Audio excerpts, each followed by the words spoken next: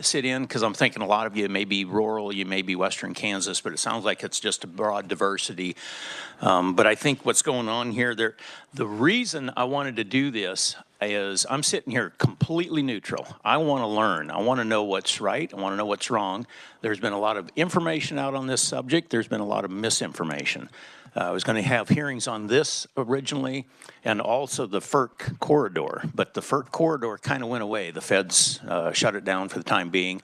I will be keeping an eye on that if it tries to surface its head again, just to, once again, to find out what's real, what's not. Normally at this point in time, I would ask if there are any bill introductions, but we've got multiple committees here. I'd prefer to have that held off until the proper committee next Tuesday, but if there is a bill out there that urgently needs to get into us, now's your chance. The floor is open if anybody's there with it. Not seeing any, we'll go ahead and move on then. I want to jump right into this because I think there's going to be some really good presentations going on. Hopefully we've got time for questions and answers as we move it through, but we're just going to have to watch the clock. We need to be up there upstairs at 11, so I don't want to run it too far over if we can prevent it. From my co-chairman here, Mr. Minix, welcome to the committee.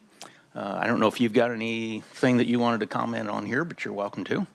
No, but I wanted to thank the Water Committee. If you received an email this morning from IT that the meeting was canceled, obviously you folks ignored that and showed up. Thank you very much. Sometimes we get rained on occasionally, but I'm looking forward to these presentations. All right. With that, we have a question out here from Mr. Holheisel. Thank you, Mr. Chair. I'm just looking. Are these papers we have here uploaded to the S drive? I can't find a file for today. That would be a question from Mindy. Where are they in the water? They will be there. Thank you. We'll take care of it. All right. Any further questions? With that said, let's get moving along here. Kimberly Savati with Jen Kerr Savati, Public Affairs, I'm sorry. Welcome to the committee. You have the microphone. Okay, good morning, Mr. Chairman and our two vice chairs and our ranking members. My name is Kimberly Genscher Swati, two crazy Czech last names merged together to form my company name. Don't ever try and say them both, just Kimberly is fine. Kimberly from Kansas, either one. But it is a pleasure to be here before the House Energy, Utilities, and Telecommunications Committee, as well as the Water Committee. You all are tasked with ensuring two fundamental elements of life and business, and that is ensuring reliable and affordable energy, as well as ensuring our state's water resource supply. I do represent the Advanced Power Alliance, of which Invenergy is a member. And shortly, Invenergy is going to talk with you and provide an update on the Grain Belt Express, a direct current, high voltage electric transmission line. This is honestly a project I've been working on for 15 years, so since literally my son was born, and he's 15. Innovative projects take time. Infrastructure projects take even more time, and innovative infrastructure projects take even more time, such as in the case of the Grain Belt Express. So while Invenergy officially purchased the project in 2020, I am more than happy to chat with you at another time about the initial years of the Grain Belt Express transmission line. But today, before you, I'm going to cede the time to Mr. Patrick Whitty, who is the Senior Vice President of Transmission for Invenergy. And also in the room are other true experts, Meredith Abdu, Vice President of Generation for Invenergy, Mr. Brad Panasic, Vice President of Transmission Development for Invenergy, and Mr. Kevin Quinn, Director of Government Affairs. So beyond today's hearing, either myself or Whitney Dameron or Mr. Josh Swati, my husband, are more than happy to help provide information to you all about Grain Belt Express or about Invenergy and answer any questions that you or your constituents may have. So with that, I'll turn it over to Mr. Whitty and be available to answer any questions at the appropriate time, if that's okay. Is this my clicker? And welcome to the committee. Make sure you state your full name once the microphone and everything turns on. Thank you. Thank you. Full name is Patrick Whitty. And good morning, Chairman and members of the committee. I am Patrick Whitty. I'm Invenergy's Senior Vice President for Public Affairs for Transmission. I lead public and stakeholder engagement across our transmission portfolio. I'm based in Iowa, and it's a pleasure to be here in Kansas today.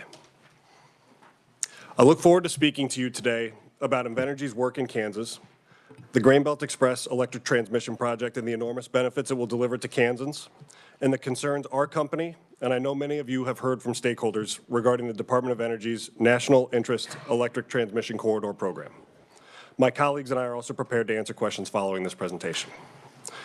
To introduce Invenergy, we are an all-of-the-above American energy leader with a proven track record over more than 2 decades.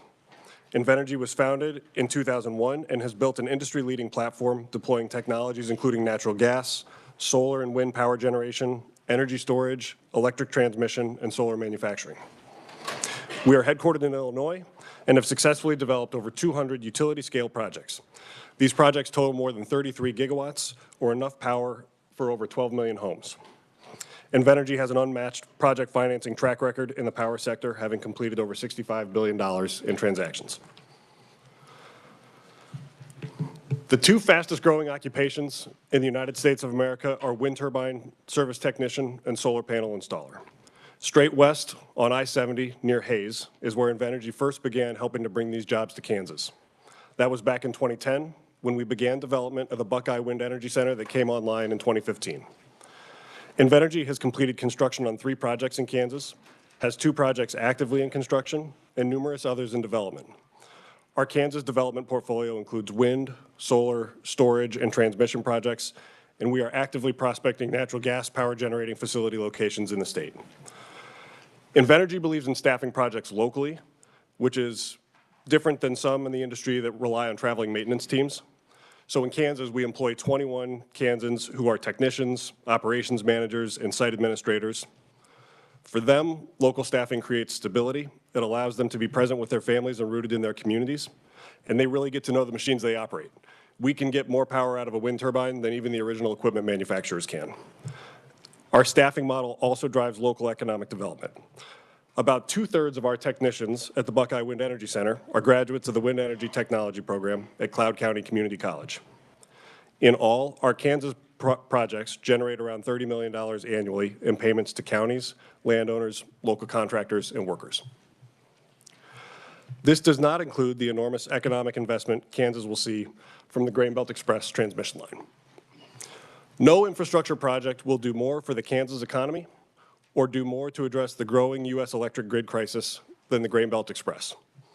This is the highest capacity transmission line in the United States at 5 gigawatts, roughly equivalent to 4 new nuclear power plants of capacity. The line is the longest in the U.S. that has been built in more than 50 years at 800 miles. It is the only line to connect 4 grid regions, which are SPP, MISO, AECI, and PJM. We are talking about a reliability backbone that will open imports and exports across regions to move electricity from where it is available to where it is needed. I want to leave you with a few key points today. First, Grain Belt Express has followed all existing laws in Kansas. Second, Kansas will benefit enormously from Grain Belt Express, including seeing the bulk of economic investment from this project. Third, Grain Belt Express is setting a higher standard for Kansas landowners. Finally, this project will unleash the power of Kansas energy to address the rapidly growing need for domestic energy supply. Before I go further on Grain Belt Express, I want to address the issue that Chairman Delperdang identified at the outset of the hearing, which is the government program through the U.S. Department of Energy called the National Interest Electric Transmission Corridor Program, or NIETC. First and most importantly, NIETC is no longer happening in Kansas. The Midwest Plains Corridor is gone. This is the result of Kansas stakeholders, including members of this body, and ultimately Invenergy urging DOE to withdraw the designation. I'll spend more of my time addressing this topic than any other topic today. Of all the facts that I'll talk about today, none change the reality that this federal program has created significant and justifiable concern, confusion, and even anger among Kansans. We have heard extensive feedback from Kansans on this issue, including frustrations, especially around incomplete or no notice provided by DOE to landowners, as well as limited public comment timelines, not to mention the specter of federal eminent domain authority. None of this can be undone, but as of DOE's withdrawal of the Midwest Plains corridor in December, concerns Kansans can be certain that this is now behind them. To be clear, Grainbelt Express and NIETC are not the same. Grainbelt Express is a transmission project with a route that is already approved and a right-of-way that is approximately 150 feet wide. NIETC is a federal government program administered by the U.S. Department of Energy. Among 10 different corridors originally considered, the Midwest Plains corridor included Kansas and was a 5-mile wide corridor where transmission development could take place by any developer now or in the future. As the map on this slide shows, the first map, the Midwest Plains corridor overlapped the approved route of the Grainbelt Express, and I'll address why that is. In December 2023, DOE issued guidance confirming that the transmission facilities cited within the final NIETC corridors would automatically qualify for funding under DOE's transmission facilitation program. This guidance also confirmed that projects within final NIETC corridors would not automatically qualify for a federal transmission construction permit. That's what carries with it federal eminent domain authority, so they would not automatically qualify after a final NIETC designation. A federal construction permit could only be secured after a final NIETC designation is made, after a project has applied through any existing state siting review process like what Kansas already has, and then only after a subsequent filing and review are completed before the Federal Energy Regulatory Commission, or FERC. To underscore this, a final NIETC corridor designation would not have granted federal eminent domain authority on its own. Now, Invenergy has a commitment and demonstrated track record of working through state transmission siting processes. Grainbelt Express has no need for a federal construction permit because the project has active public utility approvals in all 4 of its route states. But just like any homeowner, agricultural producer, or small business owner considering financing options for a mortgage or for their operations, as a business, we evaluate any financing options available to us. In this case, when DOE first opened this program, we initially submitted applications for all projects in Invenergy's transmission portfolio to be considered. These submissions were rather formulaic. When DOE published the first NIETC map in May 2024, that's that first image on this slide, landowners living in and around the preliminary corridors were not contacted by the DOE and had no way to determine whether their land would potentially be impacted. Stakeholders also widely felt that DOE's public comment timelines were rushed. These process concerns compounded fears that multiple new transmission lines could spring up in designated corridors backed by federal government land grabs. Invenergy heard from stakeholders and very immediately about these concerns. But in making our initial application and comments to DOE, it is fair to say we were not prepared for the extent and depth of stakeholder concern this program would cause. After extensive further engagement with stakeholders, Invenergy then prepared supplemental comments to the Department of Energy to respond to the concerns we heard. In these supplemental comments from last September, we detailed our interest in a corridor designation based on the financing eligibility. We explicitly committed Grainbelt Express would not seek federal siting authority so long as the existing public utility approvals remained in place as they are today. We also called for a significant narrowing of the corridor from 5 miles wide to a half mile wide, and committed not to develop any other interregional transmission lines in that corridor. That had never been our interest, but we wanted to make sure that was clear in black and white. Finally, we urged the Department of Energy to expand its stakeholder engagement around this program. Despite these steps, significant confusion and concern around the program persisted, and in November, Invenergy contacted DOE to request they withdraw the Midwest Plains corridor from consideration. In December, DOE issued a new map. That's what's on the right side of the screen, and you can see the Midwest Plains corridor is gone. In the end, not a single Kansas landowner had nor will have property adversely affected as a result of this NIETC process. Nothing about the corridor being proposed changed anything about the already approved Grainbelt Express project route, nor the roughly 1,000 agreements that we have entered into with Kansans. However, we acknowledge that the mistrust and concern here must continue to be addressed. This presentation today is one aspect of us working to do that. NIETC is a program led by the U.S. Department of Energy's Grid Deployment Office. Entirely separate from NIETC is the Grainbelt Express Federal Review that is being led by the Department of Energy's Loan Programs Office. So DOE is expected to publish as soon as tomorrow the Grain Belt Express Draft Environmental Impact Statement, or DEIS. So to get ahead of public confusion, we were successful in working with DOE to include language in all of the DEIS public notices it will now publish, that the environmental review being led by DOE's Loan Program Office is entirely separate from NIETC, and that a federal energy corridor is no longer being considered in Kansas and Missouri. We're committed to continuing outreach and communications to make sure this is widely understood. Okay, I'm going to make you two quick promises. That's the most I'm going to talk about in any of the slides today. So that'll be the most talking. And second, this is the only slide we have today that is an eye test. I think hopefully by now folks have been able to get access to the materials, but I know committee members will be provided that. So I won't speak to all the detail on this slide, but this is a timeline of Grain Belt Express since Invenergy was announced as the project buyer in 2018. The top half are regulatory milestones and the bottom half are commercial milestones. When Invenergy first stepped in, nearly 90% of the power from this line would have been delivered to the PJM power market serving the eastern U.S.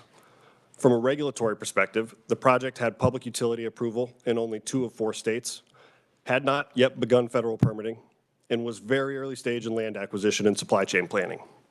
It did have customer agreements in place to serve 39 municipal utilities across Missouri, which are still in place today. Since 2018, Invenergy has secured public utility approvals in all 4 route states.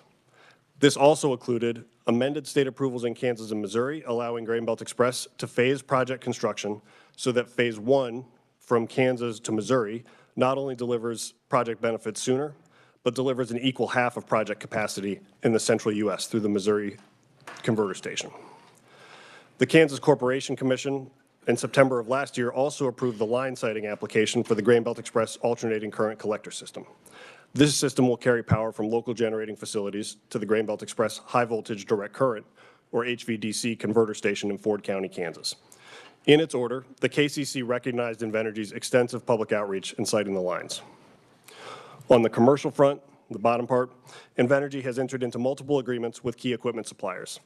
We are very nearly complete with phase 1 HVDC mainline land acquisition, and we are in advanced negotiations with customers in addition to the 39 municipal utilities.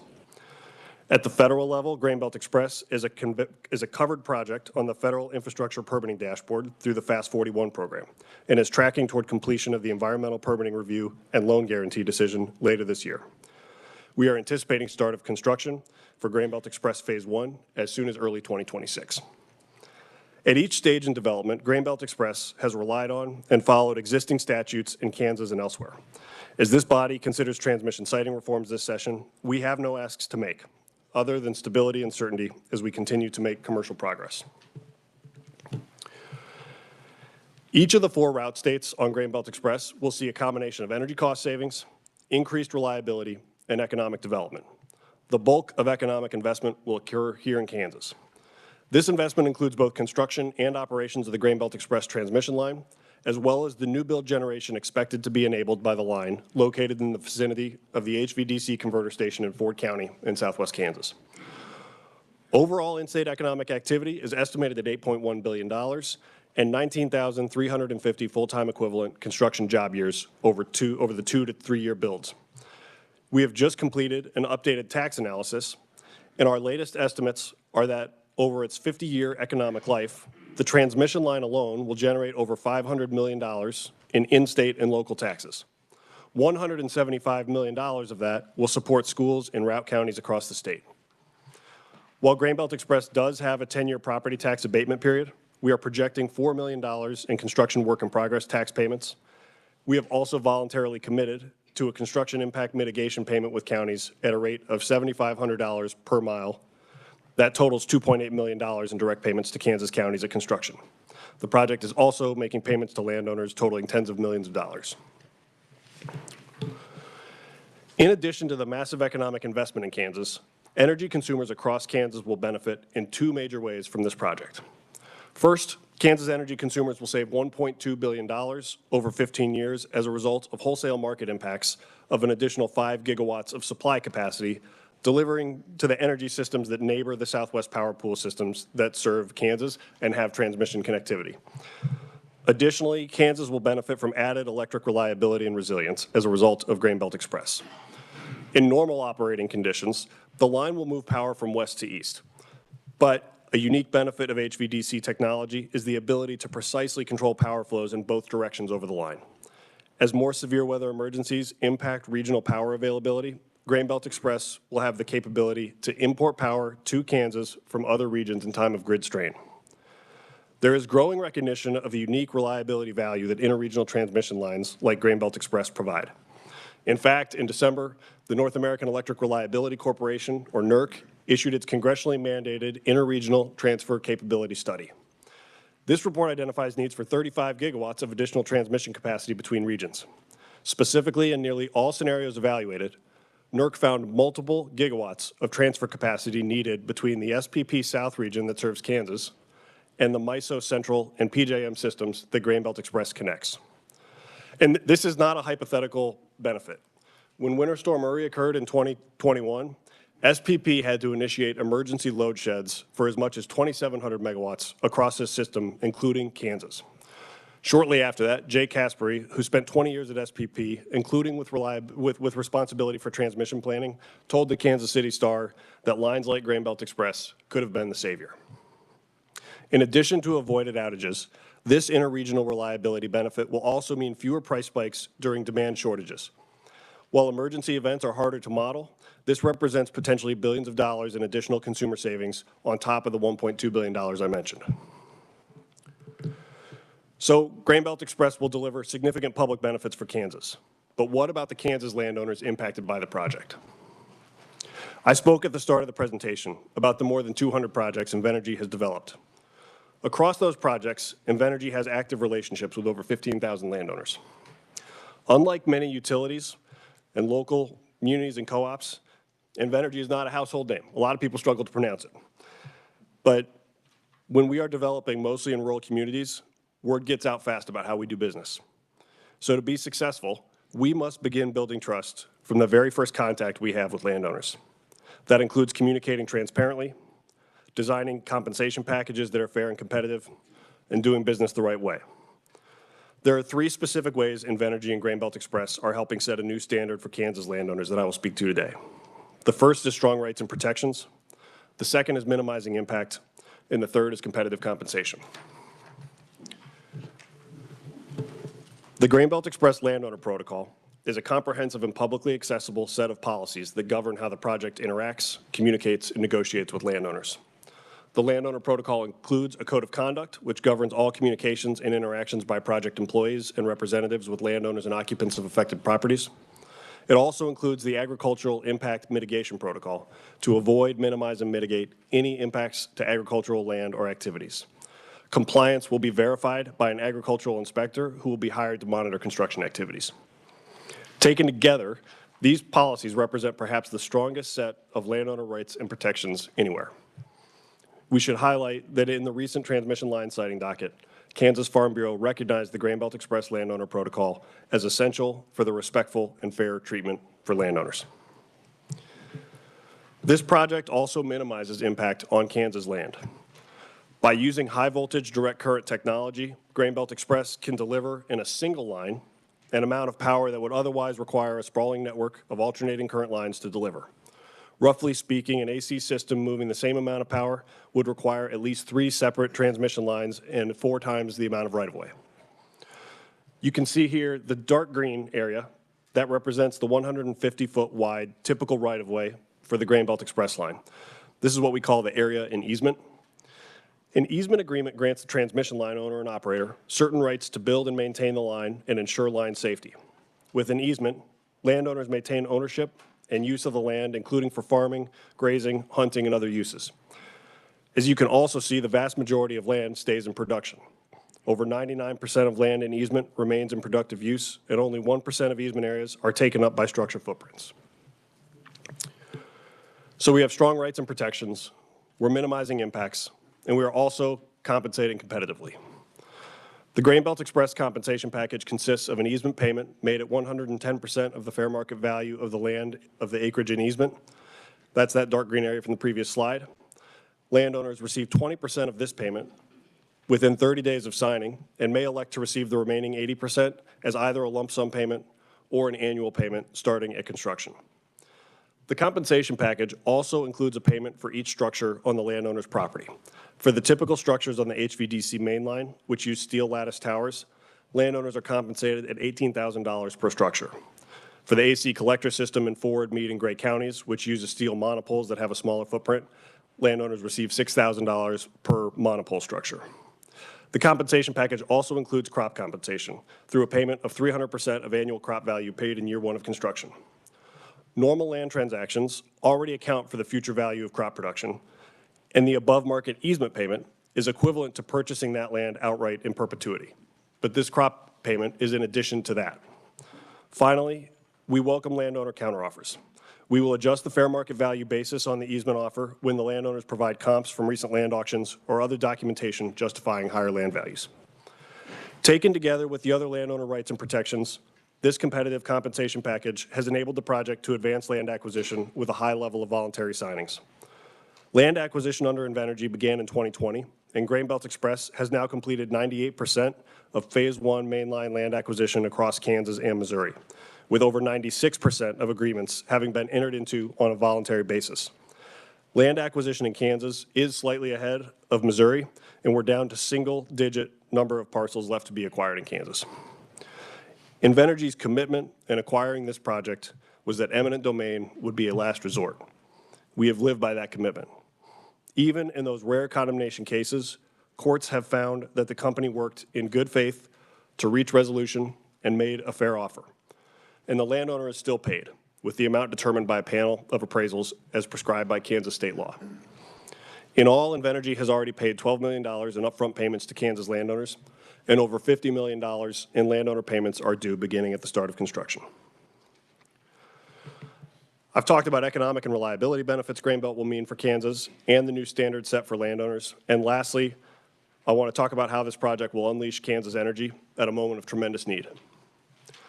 America faces a power grid crisis that will be the defining energy story of the next decade. U.S. electric demand is projected to grow by 16% by 2029, a growth rate not seen in this century. The share of electricity used by data centers may grow fourfold. All the while, severe weather is causing more outages more often. Grain-Belt Express positions Kansas to be a national leader in addressing this crisis.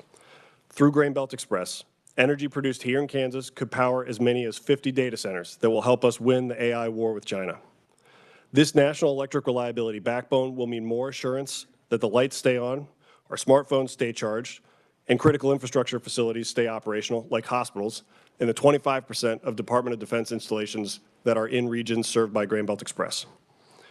Grain-Belt Express meets these needs through market-based investments as a merchant transmission line, where voluntary buyers and sellers negotiate for electricity sales and delivery based on price, rather than involuntary cost allocation to electric ratepayers.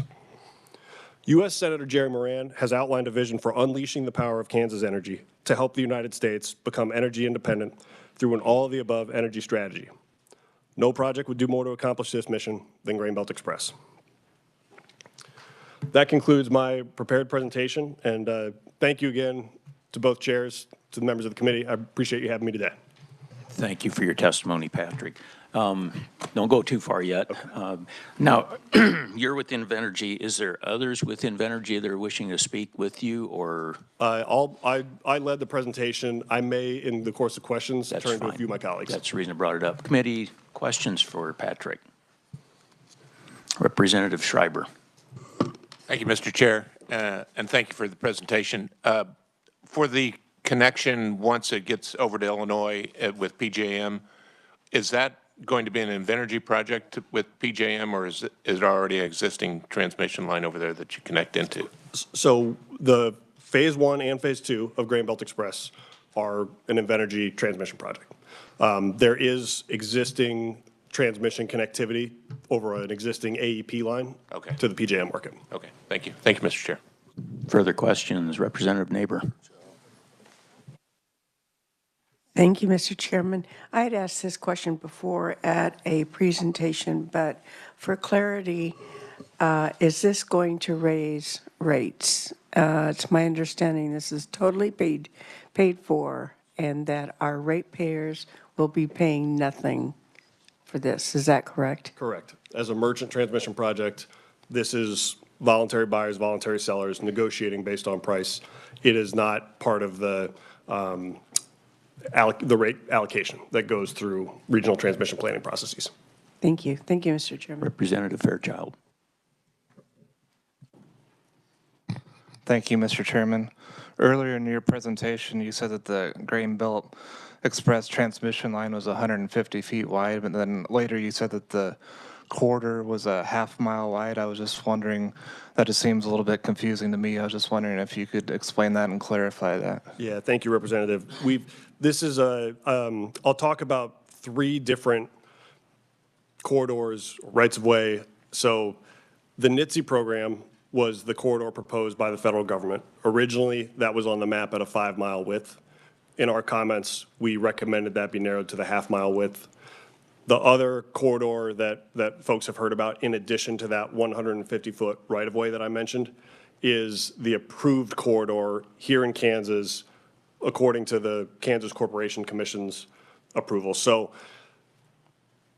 before the NIETC program came about, I just want to address the relationship between the right-of-way and the corridor width that the approved state corridor allows. So that 1,300 feet, as we begin engaging with landowners, is important because the ability to be flexible in working with landowners in what's called the micrositing process is an important aspect of successfully working with landowners and being able to be flexible with where structures are placed, whether the line moves a little bit to the north, a little bit to the south. So we have 1,300 feet of ability to determine where that 150-foot corridor goes. So we don't, the ultimate easement area, which is once it's determined where the structures will go, the easement area is compensated and the contract is based around that 150-foot width. But you have flexibility within the state-approved corridor to work with landowners to adjust based on engineering constraints or other constraints that come up. So that's important to have that flexibility. Now, with the federal corridor, your question about the half mile, that really came down to, we basically looked at any given point in our experience on this project over the last 4 years, how much had we used that flexibility to go a little bit higher or a little bit below what was the original center line. And that half mile is basically the sort of maximum we moved this way and the maximum we moved the other way so that we could preserve the ability to work flexibly with landowners across all 4 states.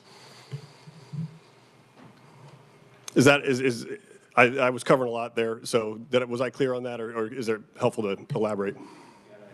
Okay, thanks. Okay, Representative Penn. Thank you, Mr. Chairman. And I love your name, just so you know that.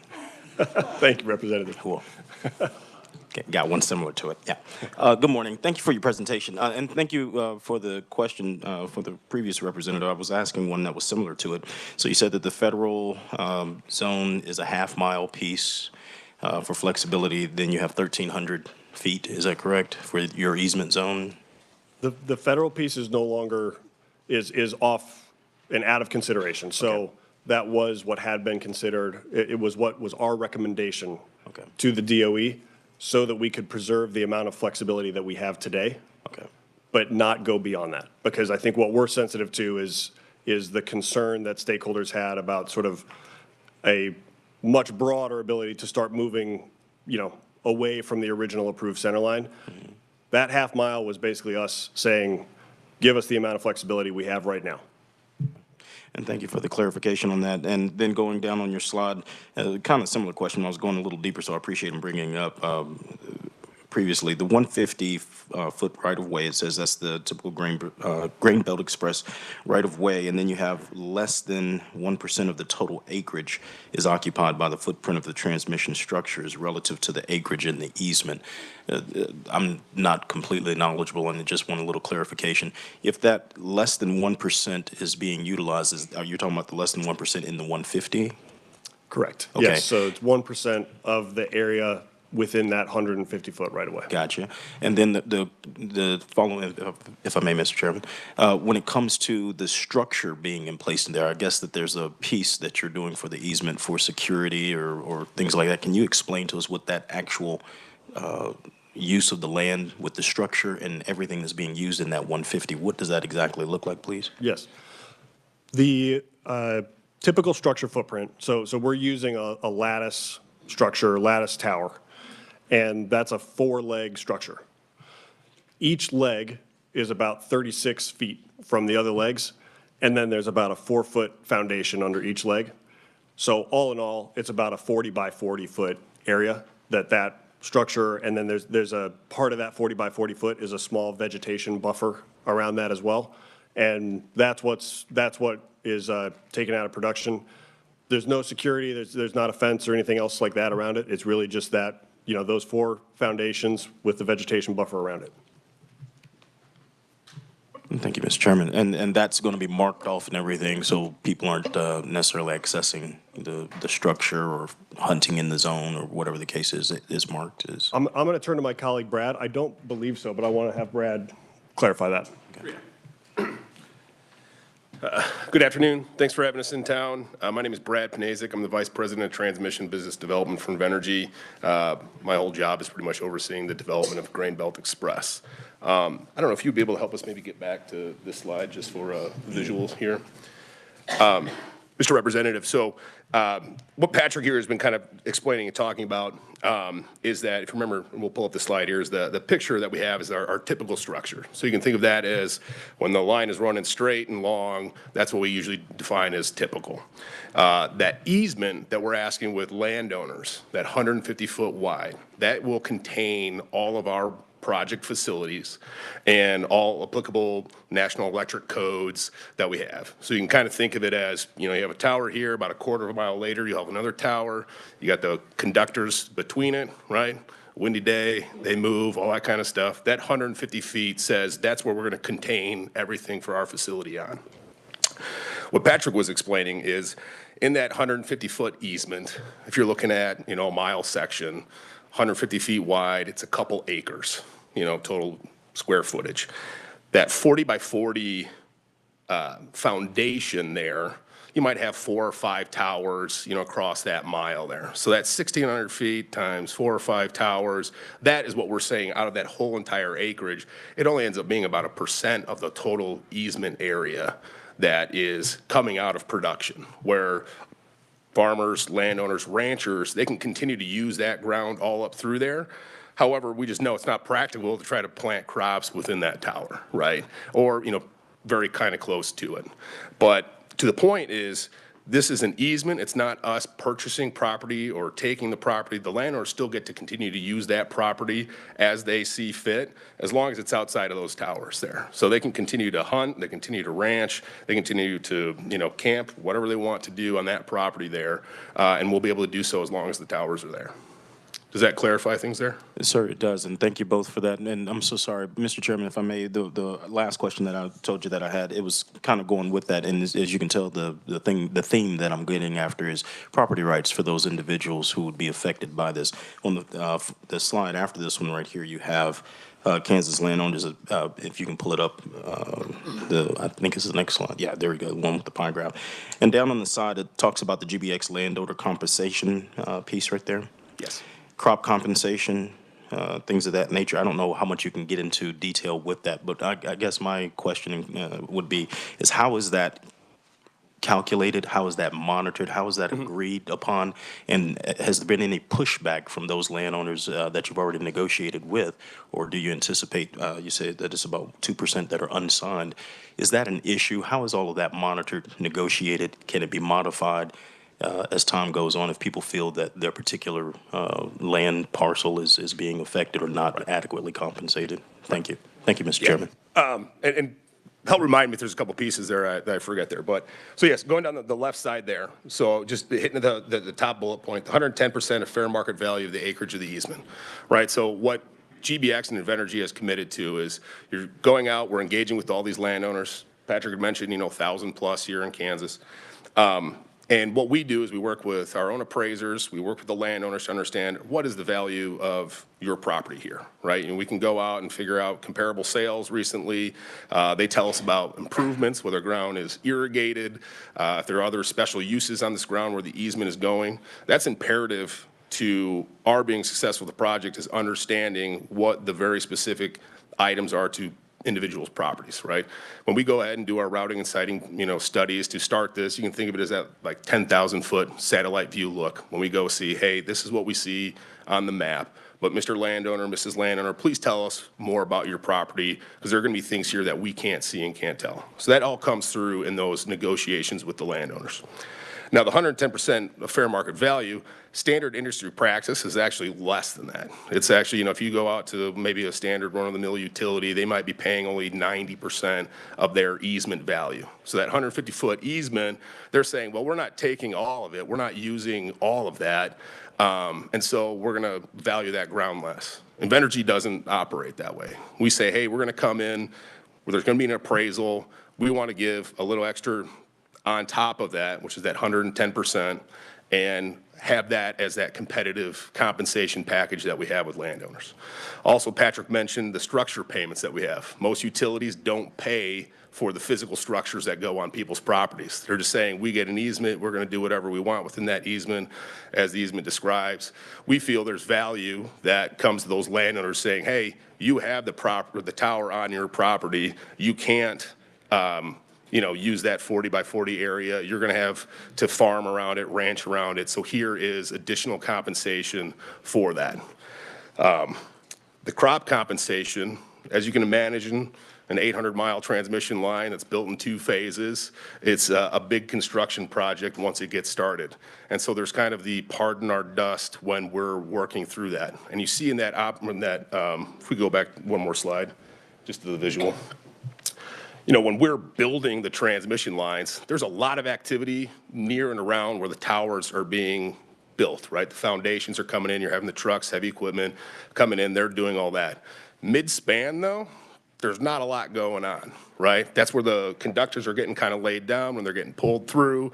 But Invenergy, as part of our compensation package, we're saying, hey, for that whole easement, you may have corn, alfalfa, wheat, sorghum, whatever it is, in that area, and during that pardon our dust kind of phase of the project, we want to compensate you for those disturbances. So what we do as part of those conversations with landowners is say, hey, what are you currently using your ground for? What are you growing out there? And then we can sit down with them and get the market value of whatever crop it is and say, hey, we will pay you 300% of that market value for that crop, because even after our construction period ends, which, as the transmission line comes through in a couple phases, you do the foundations, towers, hang the wires, and you're moving along. That might happen over a 6 to 8 month period, but maybe just on their property over just a matter of weeks or something. But we could disturb those crops or things in the ground there, and the equipment running over the ground too. We want to make sure that any residual effects for maybe the year after or the year after, as the ground and nature kind of return things back to a bit of a homeostasis, we bring that compensation package to reflect that. Yeah. So that's that 300% that we pay at the start of construction. Yeah. Now, I want to keep this moving along now, too. So, okay. Next question was with Representative Droege. Thank you. I had a question on the eminent domain. You say that you try not to use eminent domain. Are you having to use it some, or? We have, and currently right now we have under 2%. Most utilities, when they go through and do a transmission line, they're more up around 20%. So again, I think that points to our fair compensation, how we're working with landowners, again, getting their feedback. I know we spent a lot of time talking on corridors, but that's been imperative to say, hey, Mr. Landowner, this is where the center line of what we approve or got approved at the KCC. However, if you're telling us you want the line located on your back half of the 40, well, hey, if we can get the other neighbors to agree that maybe that's the best way to put things, we can do that. And that avoids a lot of the condemnation, having that flexibility and saying, hey, Mr. Landowner, I know this isn't a pill that you want to willingly swallow, but can we make it less painful for you as it comes through? Representative Berquist. I'll try to make this brief. Thank you, Mr. Chair. Along this 800-mile pathway, is there ingress or is it a constant passageway from point A to point B? There's egress, and that's negotiated with the landowners, both during construction and then during operations, if there's any. Yeah, I mean for power. Is there power coming into the line along that 800 miles or is there? Yeah. You can think of it as a giant extension cord, right? There's an outlet in the wall in Kansas and Ford County. There's an outlet in Monroe County, Missouri, and there's an outlet in Clark County, Illinois. So power comes on in Kansas, comes off in those two other locations. No one's hooking a line anywhere mid-span or anything like that, adding or taking power off, except for those big on-ramps and off-ramps. Thank you, Mr. Chair. Rep. Pishney? Hopefully I didn't mess that up. No, you're fine, Thank you. Mr. Chairman, and thank you. Real quickly, back to Patrick. I think I've heard you say that this construction is going to be in 2 phases, but I don't know whether you said, and I apologize if you did and I missed it, the time frame for this project and when would it be online, if you will? Sure. So phase 1 is moving first. So starting construction as soon as the start of 2026. That is going to be following the resolution and completion of the federal environmental review that I mentioned earlier. And that's going to be a 2030 in-service date. So, and then phase 2 follows by about 18 months on that schedule for each of those dates. Okay, thank you, Mr. Chairman. One more question, Representative Bohai. Bohai, thank you. Thank you, Mr. Chair. Quick question regarding, I understand that there won't be a rate increase for Kansas users currently, but you spoke to there would be an energy cost savings. Could you delve into that a little bit more, please? Sure. So it's a lot more energy supply coming onto the system, and so lowering costs as a result of a significant amount of new energy supply. That is, as Brad just mentioned, that delivery is happening in Missouri in terms of the closest delivery point to Kansas. But because the MISO market that serves eastern Missouri and the associated electric cooperative incorporated market, it's not a market, but it's a power pool, those 2 regions in sort of eastern and central Missouri do have some amount of transmission connectivity to the SPP market that serves Kansas. And so there's some of that carryover of savings into the SPP region. May I follow up? So the was it 15 or 12 billion over 15 years is basically for the eastern part of Kansas?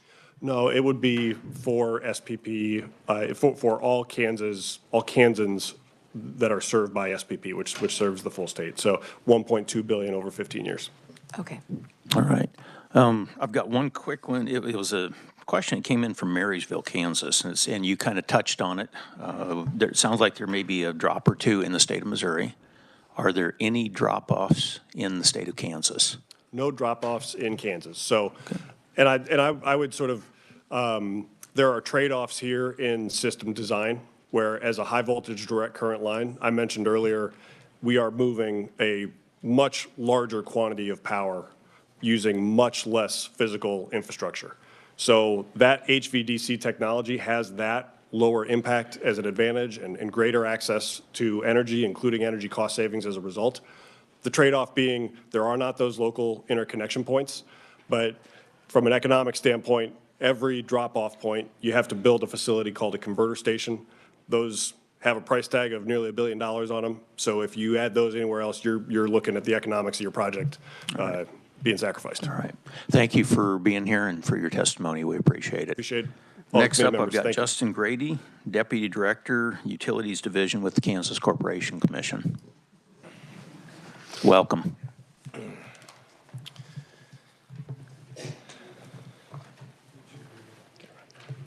Appreciate it.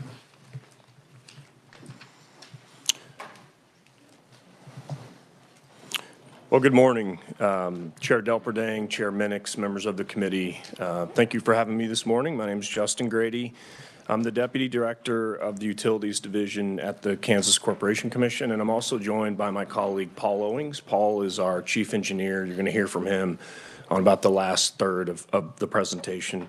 I'm on the agenda slide now, on slide 2, and this is just an overview, of what we're going to talk about this morning. We're going to discuss the background of the project. I'll do my best not to be duplicative of what you've already heard. We're also going to go through the commission orders, all 4 of them that have, and then Paul will discuss the 5th that have addressed the issue of the Grain Belt Express project specifically. And we'll talk about the relevant, statutory standards that the commission used to evaluate those cases. And we'll focus specifically on the benefits that the commission found to the project for the state of Kansas. So if you happen to have looked at my slides, they're rather verbose, right? And I'm not going to read these to you. The reason that I did that is I wanted this presentation to be a reference for you, for your constituents. I took block quotes directly out of the commission orders that were issued, in some cases, 14 years ago, right? I myself was not directly involved. I was at the commission, but I was not directly involved in the case in 2011 or in 2013. So the information I've presented to you in this presentation is how I've educated myself and informed myself about what the commission did at the time. There are links in the presentation that are active that you can click and go read the orders yourself and look at the studies and the evidence that the commission relied on. The other reason that we took this approach is we're really hopeful that focusing in as detailed a fashion as we have here in this presentation about the specific benefits that the commission found for the state of Kansas, we are hopeful that this will push back and counter some of the, misunderstandings or inaccurate information that we see circulating online. You'll hear frequently people say, as if it's fact, as if it's a known quantity, that there are no benefits to this project in the state of Kansas. And unfortunately, that's just not accurate. And so I hope today to, misspell or dispel some of that inaccuracy. And then the last thing I'd like you to consider before I get into the meat of the presentation is just, these proceedings at the KCC are quasi-judicial in nature, quasi-legislative as well in terms of rate making. But so what I mean by that is the commission doesn't make its decision based on, popular opinion at the time or political statements in support of the application. And at this time, there were significant political support or statements in support of the application by, previous governors, going back 3 or 4 administrations. But the commission is required to make its decision based on the evidence in the record. And if the commission does not make its decision based on evidence in the record, then we will be overturned at the Court of Appeals. And so that evidence is many times, it's sworn testimony by experts with 20 years of experience. It's based on hundreds of pages of environmental analysis and economic analysis. And these proceedings take 6 to 8 months, and so they're very deliberative. So I'll just ask you to remember, as you see some of the numbers today, every number you see today has a study associated with it that you can click and find that link and go look at that order and read it yourself. There's a lot of detailed analysis that goes into these cases. So I'm on slide 3 now. This all began in March of 2011 when Grain Belt Express filed its first request to be a utility in the state of Kansas.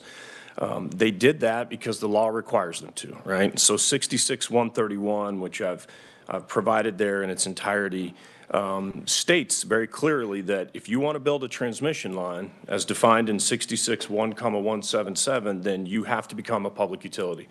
And you have to get a certificate of public convenience and necessity, in which the courts have interpreted basically means, does your project, does this, what you want to do, promote the public interest of the state of Kansas?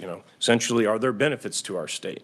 And we're going to talk about a line siding proceeding is a little bit broader. It actually requires the commission to evaluate the economic impact of the state of Kansas, customers outside of the state of Kansas, as well as the reliability of the system.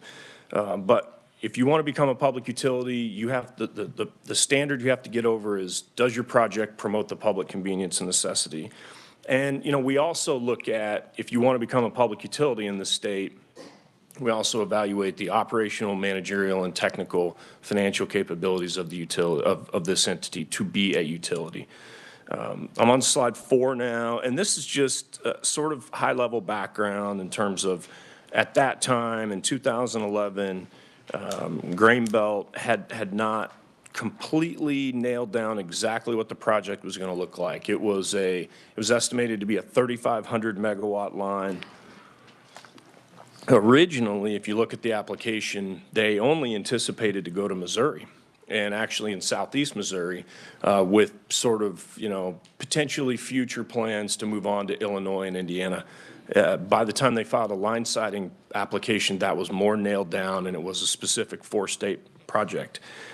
Ultimately, the commission really leaned on the fact that this is a merchant transmission line. Captive ratepayers will not be paying for this. Only people that want to pay for this will. The link to the order that you can click is that at the bottom of slide 4. And I can certainly send these in electronic form. I know you get that they exist. The nitty-gritty details of the benefits that the commission found for that original proceeding are contained on slides 5 and 6. And, I promised I wouldn't read these, and I'm not going to. But what the commission found is, they focused on the royalties that would be paid to landowners. And as you all know, there's not a landowner in the state of Kansas that has a wind turbine on their land that they didn't voluntarily agree to have on their land. And so the whole idea of this project, when it was conceived 14 years ago, was the development of a burgeoning wind economy in the state of Kansas. And the fact that this would allow and make possible many thousands of megawatts of wind generation in southwest Kansas. And so the commission pointed to royalties to landowners that are going to host these wind turbines.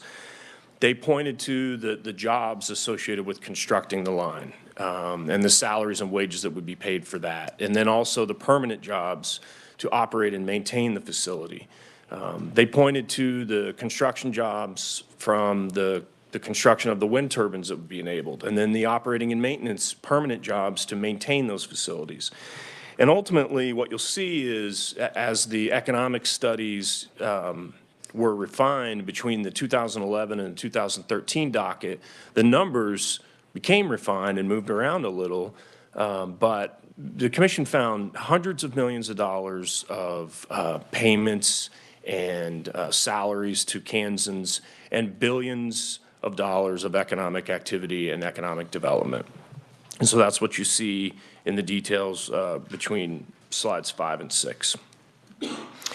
Slide 7 is when we get into this is the 2013 line siting proceeding. So the commission approved a line siting permit on November 7th, 2013. I don't know why these orders are coming out on the 7th of the month and filed on the 7th of the month, but that's just the way it worked out. So the reason that Grain Belt Express filed a line siting application is because they're required to. So 66 1,177 through 1,180, and I have the two sort of operative elements of that statute posted here on slide 7 and slides 8. Basically state that, if you want to build a transmission line larger than 235 kilovolts, you have to have a permit by the state, by KCC, issued by the KCC. And I really wanted to, and I'm on slide 8 now, I wanted to highlight that this is state law today, right? So when we get a line siting proceeding, this is what we're required to make our decision based on. The commission shall make its decision with respect to the necessity for and the reasonableness of the location of the proposed transmission line, taking into consideration the benefit to both consumers in Kansas and consumers outside of the state and economic development benefits in Kansas. There's a lot of history that goes into the reason that statute says what it does and accounts for the customers outside of the state of Kansas. And it ultimately goes back to the Energy Policy Act of 2005.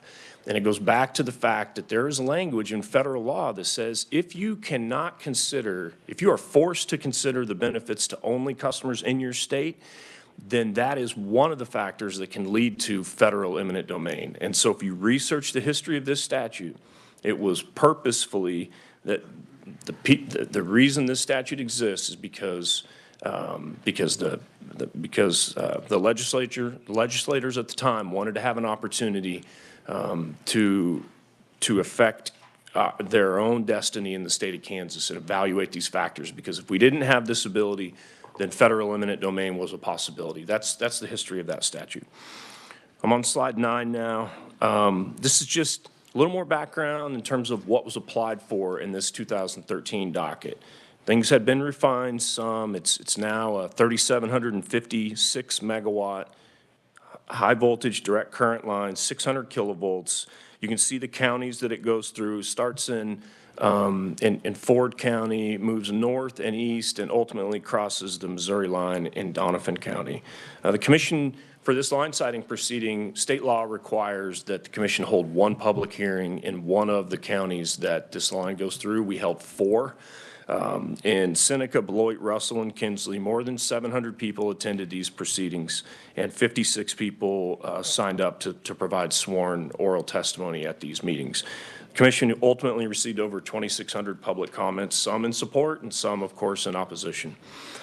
Slide 9 at the bottom of that has the link that you can go to read that order.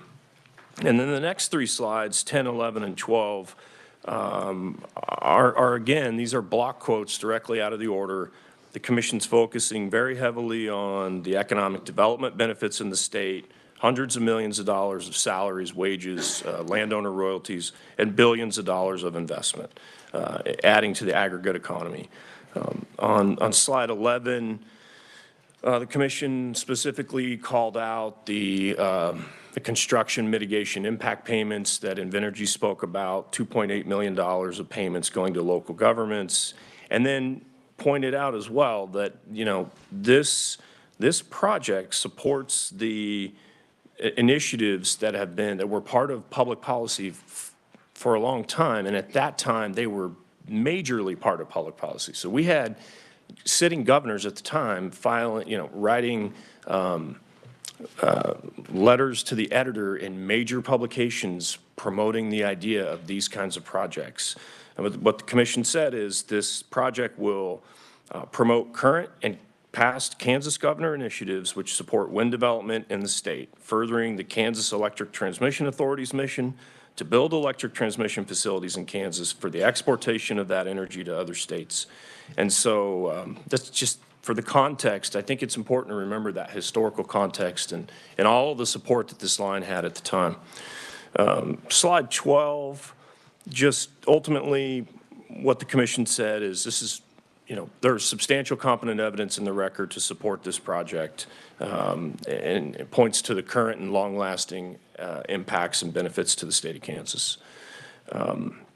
Slide 13 is a little more recent proceeding. This is where Invenergy, and I was directly involved in this case. So in 2019, for the first time I saw this typo. Slide 13 says June 18, 2009. That's unbelievable. It's June 18, 2019. Invenergy requested to acquire the Grain Belt Express project and the certificate and the development work that had been done.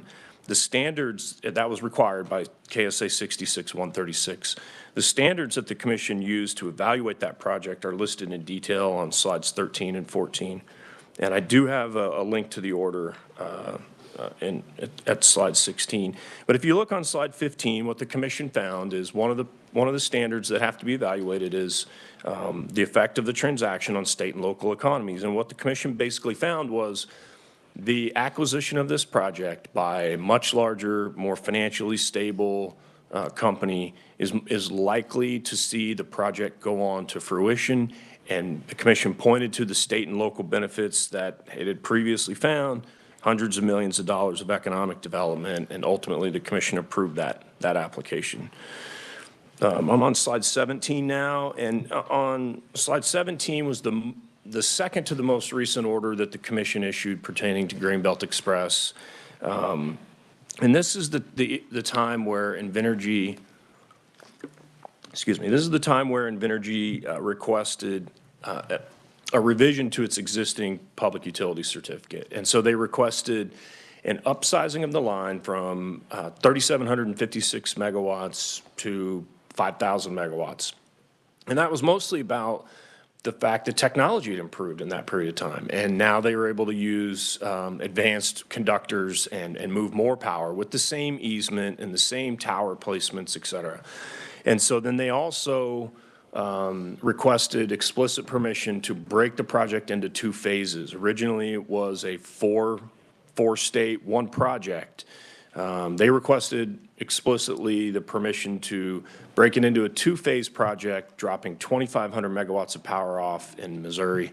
What the commission found was there wasn't anything materially different about their request that would have altered the benefits to Kansans or the protections that landowners had. And so ultimately, the commission approved that request. And the commission also discussed explicitly the fact that phase 1 is economically and technically viable even without phase 2. If, what happens in Indiana and Illinois ends up, not, phase 2 doesn't happen, phase 1 can still stand on its own. And then on slide 19, I have a link to the order and the second typo that I identified in this presentation, which is that last bullet point there, that's actually just a duplicate of the last bullet point on the previous slide. Okay, so now I'm going to spend just a few minutes on slide 20 and 21, but let's stay on slide 20 for right now. So, we hear all the time, and I think it's a great question, and I think Patrick did an excellent job of describing this, much more succinctly than I'll be able to. But we hear, how is it that a transmission line that's going to take 5,000 megawatts of power from southwest Kansas, it's going to bypass the entirety of the AC transmission system in SPP and dump that power in Missouri? And how can that possibly benefit me and my customers and my constituents in Kansas? And it does, okay? And I'm going to do my best to explain that, but that the reason why the economic evaluation, the modeling, the power system modeling that has been done shows that there are cost savings to the wholesale market is because of this slide and because of the realities of what it presents. And so this isn't just a theoretical concept, right? This is an actual snapshot from 7:25 a.m. on Monday morning when I was putting this presentation together. And you can go out and look on SPP's website and see something similar to this almost at all the time. So it's changing, minute by minute at the speed of light, but every 5 minutes they'll refresh this light or this map. And what it shows is it's a color coding of the cost of wholesale power in the Southwest Power Pool. The hotter shades of yellow and red and orange are higher wholesale power prices, and the lower you can see the graph there.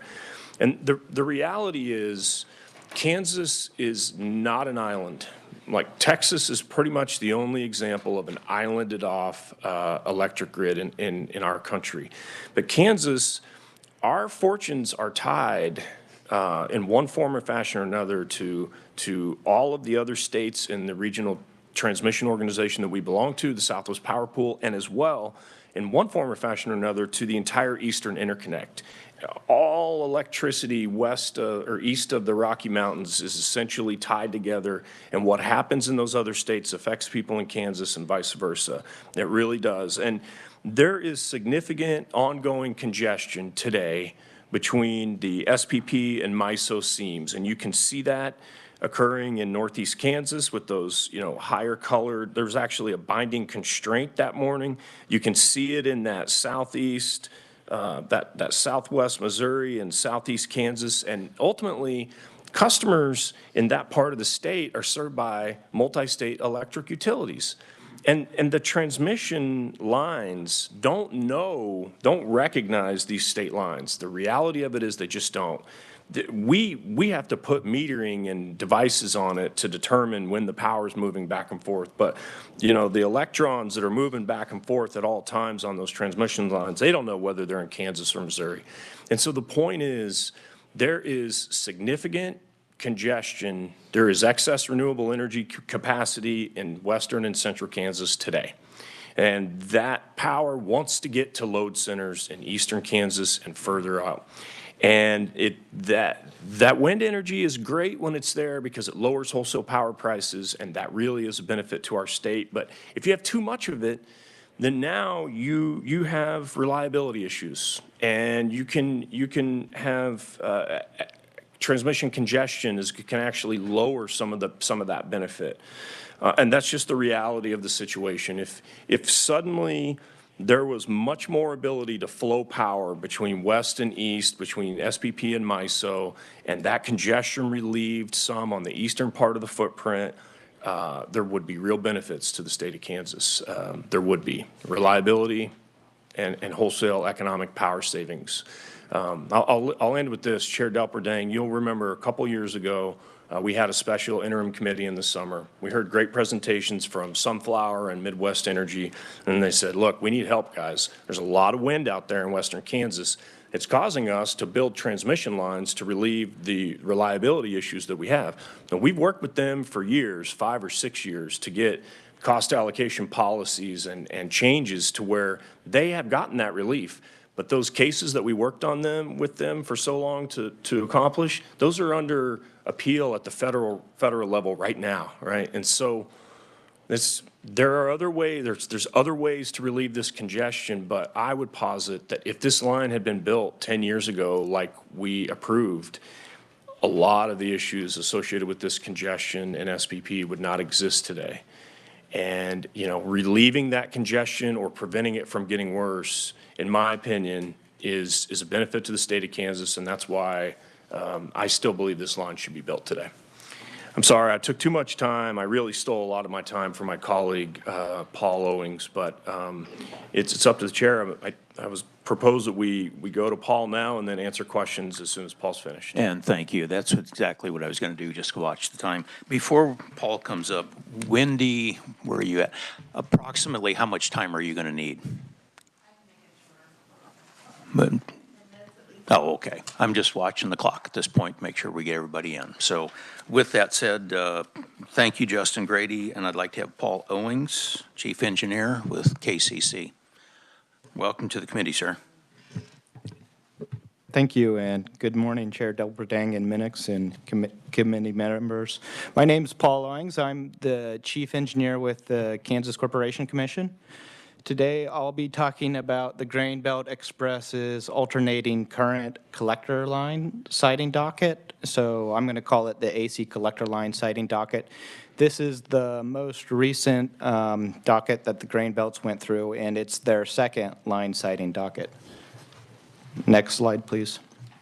On my agenda today is to discuss the scope of that application, give you an overview of the procedure, determination of necessity and determination of reasonableness, and then talk about some of the conditions that the commission placed in their order.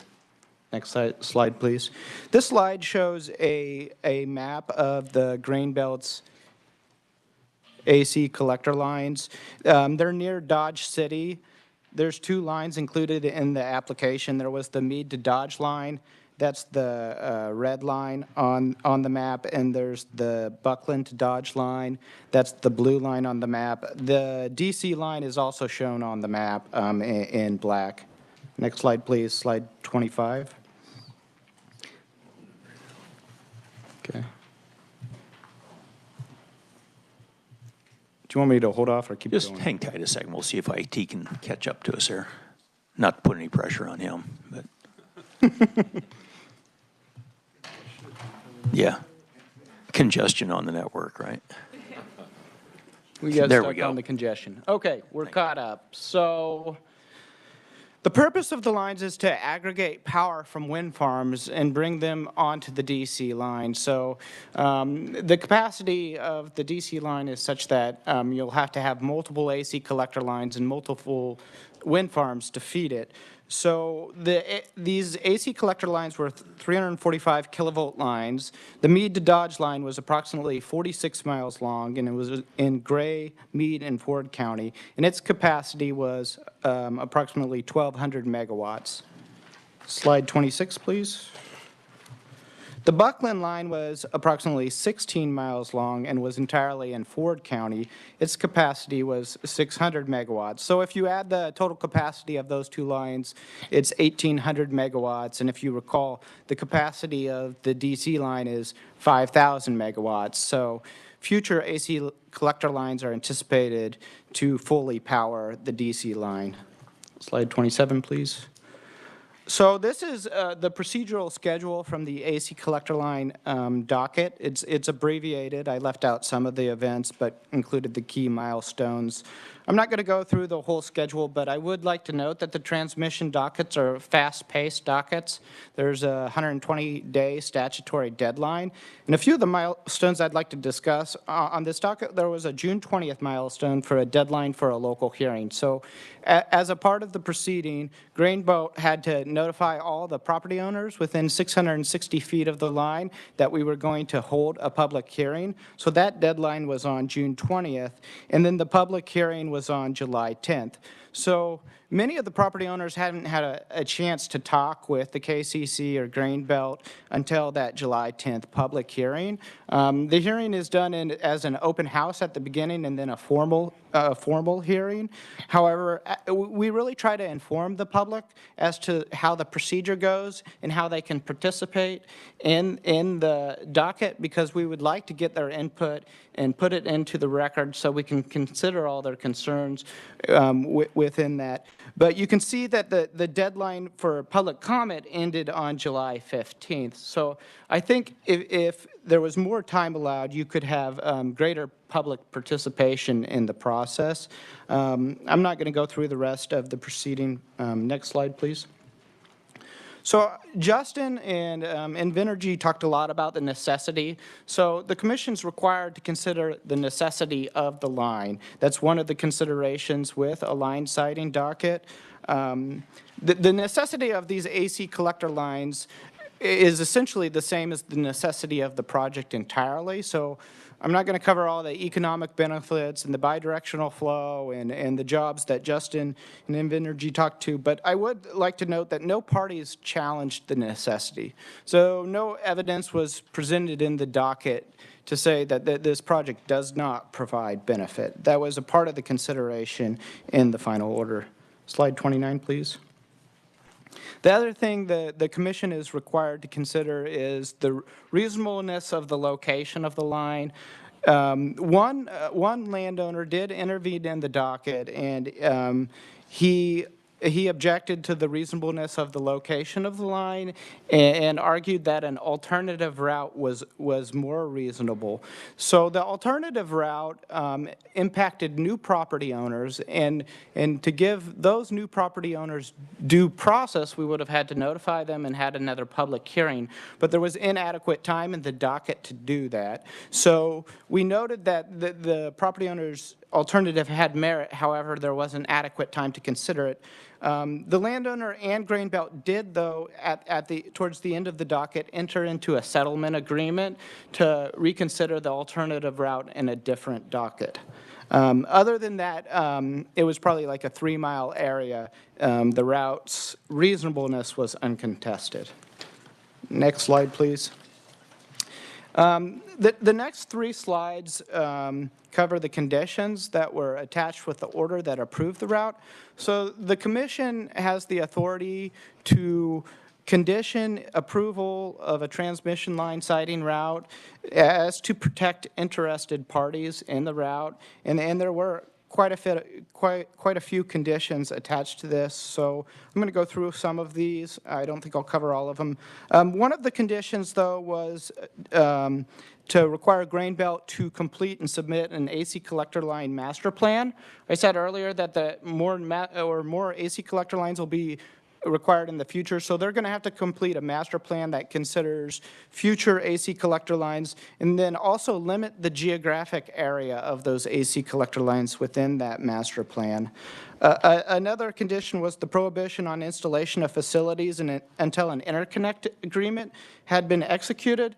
So at the time of the docket, Invenergy or GBE hadn't executed interconnect agreements, so the commission said you can't construct this until those interconnect agreements have been established. Next slide, please.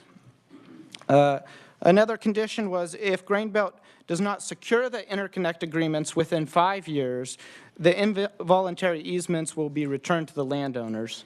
And the voluntary easements had a sunset clause in them. So that protects the property owner's rights. If the Grainbelt doesn't move forward, those easements will essentially go away. Another condition on this slide is Grainbelt will analyze that alternative route in another docket that I discussed earlier. On to the next slide. There were some protocols and a code of conduct that emerged as a result of this docket. So the commission put in their order that the Grainbelt was to submit an oil and gas protocol. So that was a new protocol looking to protect the oil and gas interests in the area. And then while these other protocols in the code of conduct weren't in the order itself, they emerged from the docket, and that would be a landowner protocol, a code of conduct, and an agricultural mitigation protocol. So those protect the rights of those property owners and other interests. And next slide. That concludes my presentation, and I'd be happy to stand for any questions or bring Justin back up here if needed. All right, Paul, thank you very much. We've heard from both Justin and Paul with KCC, so committee questions. Representative Smith. I'll just speak loudly. You know, last year we talked in committee about building two new power plants. One moment. Just grab a microphone because people may be listening online. Make sure it's turned on. Thank you.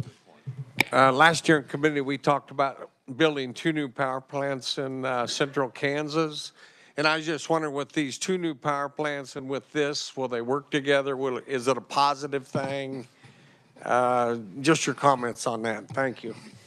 Yes, so that is a currently pending proceeding before the KCC. Evergy has filed a request for predetermination of the reasonableness and prudency of those power plants. I think a commission decision on that is due around the middle of the year. But what I would say is I think you can consider those 2 things completely separate and independent from one another. I mean, they all are going to interconnect on the transmission system, but Evergy, you know, has chosen the location of those power plants to be as ideal as you can in terms of where they are going to interconnect on the transmission system. So I can't go so far as to say they're complementary to one another, but they don't oppose one another. Representative Vaughn, you've been awful quiet over there. Thank you, Mr. Chair. I'm a notorious question asker, I think is what he's referring to. My question was in regards to the 2023 update to the application to allow for increased capacity.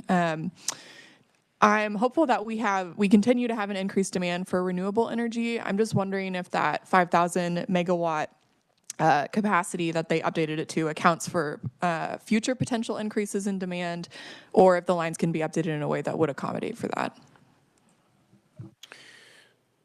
So I don't know that it's possible to update or uprate the capacity of that line beyond the 5,000 megawatts.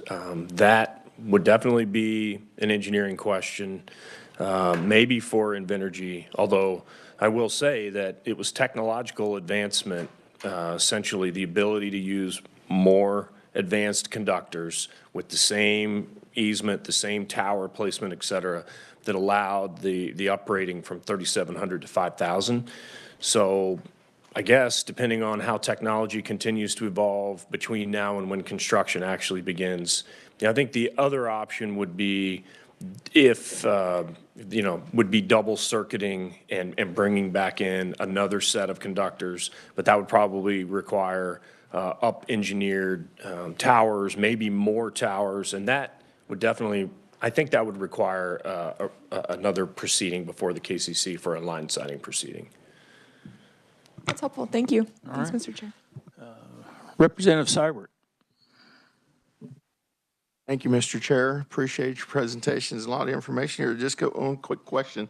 all these counties that they go through, and it used to be previously renewable energy, and things were granted exemptions of property tax abatements and things for 10 to 20 years. Well, all these property and all this equipment that's going to be, will that be exempt from property taxes in all those counties for the school districts, townships, and cities and counties? Yeah, I believe current tax law offers a 10-year tax exemption for these transmission lines.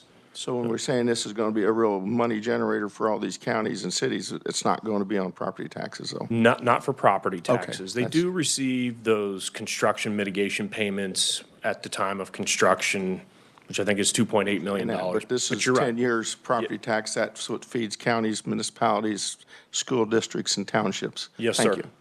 Yep. Further questions? Okay. Representative Droege. Thank you for your testimony. Nobody said anything about EMFs. I'm sure that there are people out there that question the EMFs of this high power line. Can you comment on that, please? Take that one. Sure. We considered EMF within the recent line siting docket and put a stipulation that if a property owner wants grain belt following construction to come and physically measure the EMF, then they would have to do that and report that back to the commission. I would say that there are a lot of concerns, and that's always a issue that's brought up in the public comment. And we generally reference the most recent studies we can find, and they typically state that there's no correlation between the EMF and health impacts. People will say just because there's no correlation doesn't mean they don't exist, but we just try to cite the most recent scientific studies. You know, in terms of EMF, it's everywhere. You know, your cell phone emits EMF, these lights emit EMF, and I think a lot of studies and consider what's the background EMF you're getting exposed to in your day-to-day life, you know, sitting in front of your desk under fluorescent lights, and then comparing that to these transmission lines. We've had property owners call us and ask about EMF, and we've contacted Invenergy and had them estimate the EMF at their homes. And in our experience, when we've done that, it's been relatively low near their homes. As a follow-up, would there be Gossing statements available? Will they do EMF measurements along the line once done? I know as a condition of the recent AC collector line docket, they are required to do EMF measurements if a property owner requests it. I don't know if that was a condition in the DC line. Okay. And then isn't there a substantial difference in EMF when you're dealing with AC versus this DC line? I think it is relatively different. I think they produce different levels of EMF.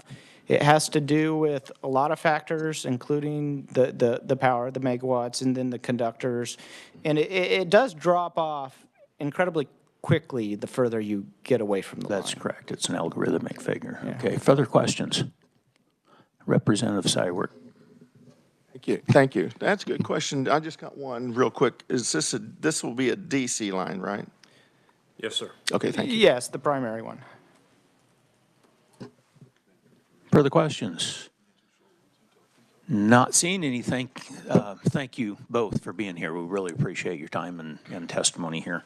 That leaves us with Wendy Grady, Assistant General Counsel and Director of Legal Foundation for Kansas Farm Bureau. So thank you for being here, and you have the floor. Thank you. Thank you, Chairman Delperdang and Chairman Minix and committee members for allowing KFB the opportunity to provide testimony today. My name is Wendy Grady. I am Assistant General Counsel and Director of the Legal Foundation at KFB. I'm submitting testimony today on behalf of our members. We have over 30,000 family members, farm and ranch families that we represent and work with through our 105 county associations. KFB has long been an organization that supports private property rights, but our policy also supports the growth in electric generation and transmission to help meet the growing demands for electricity. To that end, KFB has been engaged in legislation and rulemaking at the state and federal levels, mainly at that intersection of protecting private property rights, but also supporting growth in energy. In my role at KFB, I've had the opportunity to participate in and present at over a dozen meetings around the state this year, and largely those presentations centered around the Grain Belt Express and the NIETCs that we heard about today, mostly separating fact from fiction. And I'll say that KFB opposes NIETCs for two reasons. One, that they could result in eminent domain being granted from a federal authority, and two, because that federal authority, FERC, could have the opportunity to override a state's decision to deny a certain application. So we were pleased to see that both of the proposed NIETCs in Kansas were removed from the ongoing list that DOE published for proposed NIETCs. So while the focus, during these meetings, I had the opportunity to speak with and hear from hundreds of landowners.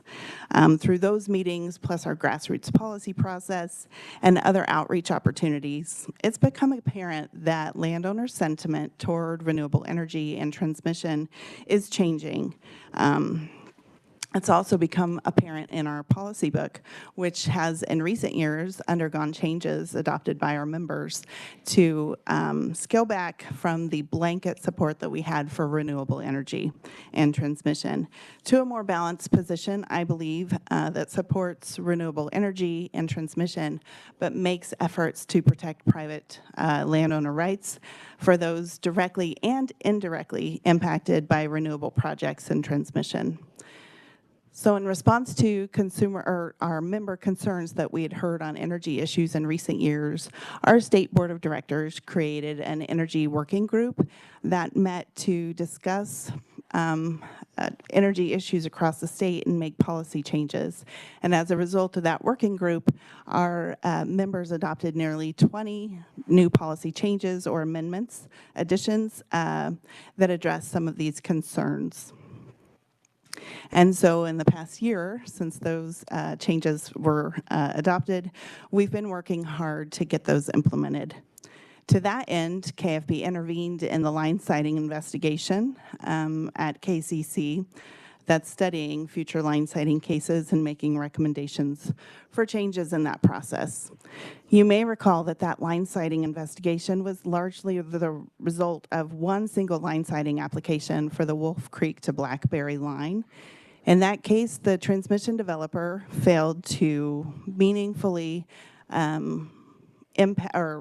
hear from landowners early in the process, and most of the parties felt boxed in by the previous approval from the SPP for that line, so that when landowners finally were given the opportunity to be heard, very little could be changed in that line. So ultimately, the Blackberry to Wolf Creek line was approved by the KCC in a split decision, but staff in that case, in that matter, recommended that the KCC open the line siting investigation, and that's what they did. In that line siting investigation, we have advocated for requiring a code of conduct for utilities when they're interacting with landowners, as well as ag impact mitigation protocols to help protect ag lands. So you'll see in the testimony, if you have the electronic copy, you'll be able to link on a lot of different examples. But one thing I've provided there is an example of other state protocols that have been adopted in Illinois. And the protocols that we recommended in the line siting investigation largely were modeled after the GBX, the Grain Belt Express protocols that they adopted for the HVDC line in Missouri, but also for the AC lines in Kansas. So all those are linked down there for your information. KCC staff has supported our recommendation for the adoption of those protocols in future line sighting cases, as well as the Commission's oversight and enforcement of them. Though KCC staff would have not been quite as prescriptive as we were in the guidance of what actually should be contained in the protocols. Our members believe these protocols could greatly improve the line sighting and process. For example, they would require truth and transparency when energy companies are dealing with landowners. Those are pretty basic standards, but they sometimes are not met in energy context. And then the code of conduct would also require the opportunity for potentially impacted landowners to engage early in the process to be heard through private and public meetings, and then continued communications between the parties. For instance, the KCC line sighting investigation will likely and hopefully result in a more standard routing process to be used by transmission developers, but those standards will not result in complete avoidance of impact to private land. So inevitably, there will be homes and businesses and farmland in the path of new transmission projects in Kansas. In that case, the protocols would simply require transmission developers to create a process by which they would review and consider micrositing requests by landowners. We heard about examples of that in the AC collector line case, and I think developers can be pretty responsive to most of these requests. Additionally, and we kind of heard testimony about the state's requirements in health and safety. There isn't a whole lot in these line sighting investigations, and so the protocols would require companies to establish their own setbacks from residences and ag structures that are based on scientific evidence about the health and safety of these lines and what an appropriate distance from homes are. Those are just some of the examples of what we would propose be contained in the Code of Conduct and landowner protocols. The ag impact mitigation protocols we proposed would set standards for the protection and restoration of ag lands after the construction and maintenance of transmission lines. For example, the protocols would require companies to utilize soil protection measures like decompaction, fertilization, erosion prevention, and all of that be done relying on scientific standards. The protocols would also require transmission companies to control noxious weeds and to address impacts to ag improvements on the land like drainage, terraces, and irrigation systems. The protocols would also direct transmission companies to employ a person with an education and background in agriculture that would serve as a point of contact so that if a landowner feels that mitigation measures have been inadequate on their property, they have this person with the energy company to contact. So our efforts to this point have been advocating for those protocols to be required in transmission cases, but we think it could be beneficial in energy generation and energy storage context too. With the anticipated imminent growth of renewable energy generation and electric transmission in Kansas, now's the time to do what we can to protect landowner rights and the land. So based on the SPP's 2024 ITP, there were 80 new transmission projects proposed.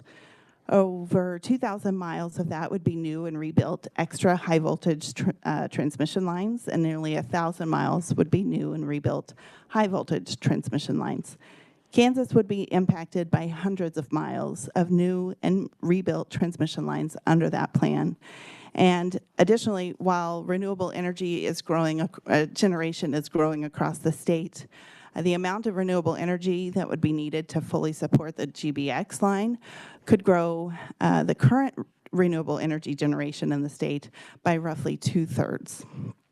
So while there may have been a lack of significant participation by the SPP within the KCC line sighting investigation, we're hopeful that the outcome of that investigation will be a more clearly defined line sighting process that will result in more consistent and comparable bids for projects identified by the SPP.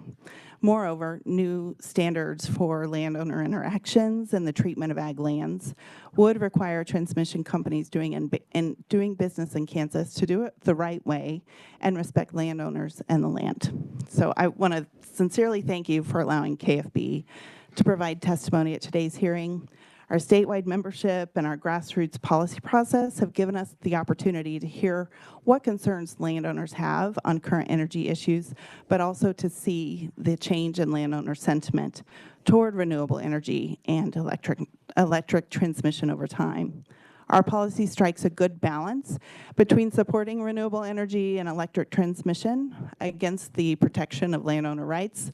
And one way we are working to implement that balance is by advocating for these landowner and ag impact mitigation protocols that help level the playing field between energy companies and landowners, but also protect ag land. I am available for question. All right, thank you very much. We do have a question from my vice chair. Thank you, Mr. Chairman, and thank you for being here. All the conferees, excellent information. I do have a question as it relates to property rights. Have there been any studies done on the resale value of the property after they're installed or sited? I have not seen any studies if there have been, and I can see that really just being based on the impact to land where it might be detrimental to land values. I can't see it improving land values. Representative Schreiber. Thank you, Mr. Chair. Wendy, thanks for the presentation. In your energy working group, you mentioned there were about 20 policy changes and so forth. Would it be possible to get a copy of those policy changes? Yes, we could probably do that, or our policy book, we can send a copy of the policy book over too. Okay, thank you. Thank you very much. Thanks, Mr. Further questions? Okay, I've got one here. When you were going through your code of conduct or whatever you want, if you will, just want to read a sentence here, but the code of conduct would also require more standardized landowner compensation methods where landowners have the opportunity to choose from a one-time payment or annual payment, and easement payments are made at an amount greater than fair market value. When we go over to the Invenergy documentation that was labeled Kansas landowners, 12 million already paid, 51 million balance due at construction, the first bullet point was 110% of fair market value in acreage in easement. Any comments? Was it, to your knowledge, was that played out correctly? Did they get equal or greater compensation, or do you have a knowledge on that? That's fine. I haven't heard from impacted landowners to say that they thought that the fair market value offered or the 110% of that was unfair. When landowners talk to me or ask me about, getting better payments, it all comes down to evidence. And so the landowner has to gather their own evidence and provide that back to the company to prove that the company has undervalued their property. But where we come from at requiring, or this code of conduct requiring a payment better than fair market value, is because fair market value is based on a willing buyer and a willing seller. And when one of those parties has eminent domain power, we don't think that that is a willing buyer or willing seller situation. And so we're supportive of a greater payment than fair market value. In the situation of when eminent domain comes into play? Yes, when eminent domain. Okay, yeah. Thank you. Further questions? Thank you for being here. I do you. appreciate it. That does conclude the testimonies on this one. I appreciate everybody for coming. I appreciate the conduct of everybody. It worked out really good. For my group, the next committee meeting is Tuesday, January 21st, back in our normal room 582 North. And I'd like to turn it over to Representative Minix for further announcements. First off, I want to thank Chair Delperdang for the invitation to come and learn today. I learned a lot of information that I appreciate. Water Committee, we will meet next Tuesday, and we have a presentation from Don Buehler on the Kansas Water Authority. So enjoy your day off on Monday, and Tuesday we'll hit it hard at 9 a.m., 218 North. Anything else? We are adjourned. Thank you.